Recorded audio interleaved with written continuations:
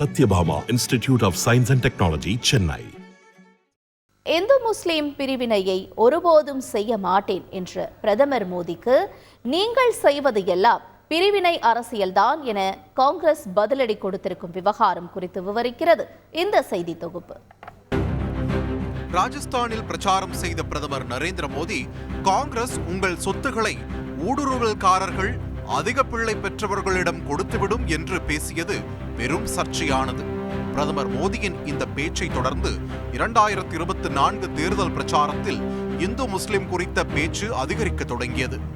பிரதமர் மோடி முஸ்லிம் வெறுப்பு பிரச்சாரம் செய்கிறார் என எதிர்க்கட்சிகள் பாய்ந்தன. இந்த சூழலில் வாரணாசியில் வேட்புமனுவை தாக்கல் செய்த பிரதமர் மோடி தனியார் ஊடகத்திற்கு பேட்டியளித்தார். அதில் அதிக பிள்ளை பெற்றவர்கள் என தான் இஸ்லாமியர்களை குறிப்பிட்டதாக கூறப்பட்டது அதிர்ச்சி அளித்ததாக தெரிவித்துள்ளார். இந்து குடும்பங்களில் கூட அதிக குழந்தைகளை பெற்றவர்கள் இருக்கிறார்கள் என்றவர், அவர்களால் குழந்தைகளுக்கு சரியான கல்வியை கொடுக்க முடியவில்லை என்றும் குறிப்பிட்டார். தன்னுடைய பேச்சில் இந்துக்கள் இஸ்லாமியர்கள் என குறிப்பிட்டு எதுவும் சொல்லவில்லை, உங்களால் பார்த்து கொள்ள முடியும் அளவிற்கு குழந்தைகளை பெற்றுக்கொள்ளுங்கள் என்றே சொன்னேன் என்றும் தெரிவித்துள்ளார் பிரதமர் மோடி. சிறு வயதிலிருந்து இஸ்லாமிய குடும்பத்தோடு வாழ்ந்து வந்திருப்பதாக கூறியிருக்கும் பிரதமர் மோடி 2002ஆம் ஆண்டு முதல் தனது பெயருக்கு களங்கத்தை ஏற்படுத்தி வருவதாக குற்றம் சாட்டினார். இந்து முஸ்லிம் பிரிவினையை ஒருபோதும் செய்ய மாட்டேன் என குறிப்பிட்டிருக்கும் பிரதமர் மோடி, அப்படி பிரிவினையை ஏற்படுத்தினால் தான் பொது வாழ்வுக்கு தகுதியற்றவன் என்றார்.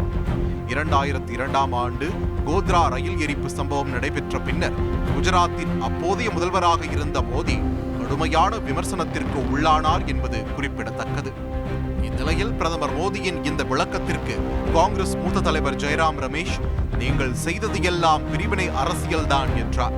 பிரதமர் மோடியின் ஒட்டுமொத்த பிரச்சாரமும் இந்து முஸ்லிம் என்றே இருந்ததாக குறிப்பிட்ட ஜெயராம் ரமேஷ், அது எல்லோருக்கும் தெரியும் என்றார். பிரிவினையை ஏற்படுத்தினால் தான் பொது வாழ்வுக்கு தகுதியற்றவன் என மோடியே சொல்கிறார். ஆம், அவர் பொது வாழ்க்கைக்கு தகுதியற்றவரே என்றும் காட்டமாக விமர்சித்துள்ளார் ஜெயராம் ரமேஷ். மோடி மதவாத விஷத்தையே தொழிப்பதாகவும் பொய்யையே பரப்புவதாகவும் காங்கிரஸ் கடுமையாக தாக்கியிருக்கிறது.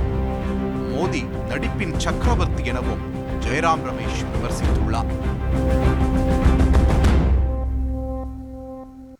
Satyabhama institute of science and technology, Chennai.